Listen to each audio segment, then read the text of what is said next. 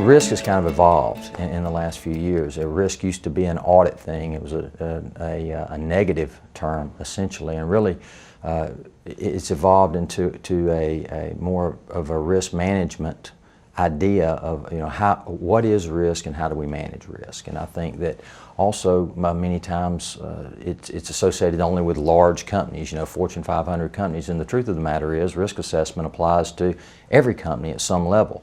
The depth and formality might be different at different companies, but it applies to small companies, it applies to medium-sized companies, and it applies to large companies. So it's become much more of a discussion. And so as it's evolved, companies are looking and saying, okay, what is this enterprise risk management idea, and how do I address it? And so what we've seen evolve is a lot of companies have sought to establish formality in the risk assessment process and really define the tone at the top. And so when you have that defined, I guess the only way you have risk is something that keeps you from achieving an objective. So obviously you have to have an objective to start with. So the starting point is to define a strategy. What do we want to do? What are our objectives?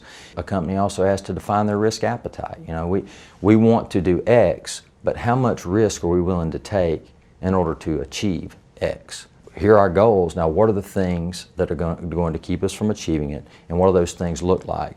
And identify really the universe of risks that could impede, achieving that objective. So once that is defined, then you begin the process of putting in place measurement and monitoring tools that allow you to effectively manage that risk. So, and that includes data, that includes processes, that includes procedures, and from there you measure and monitor on an ongoing basis, because ultimately, again, you're trying to achieve an objective.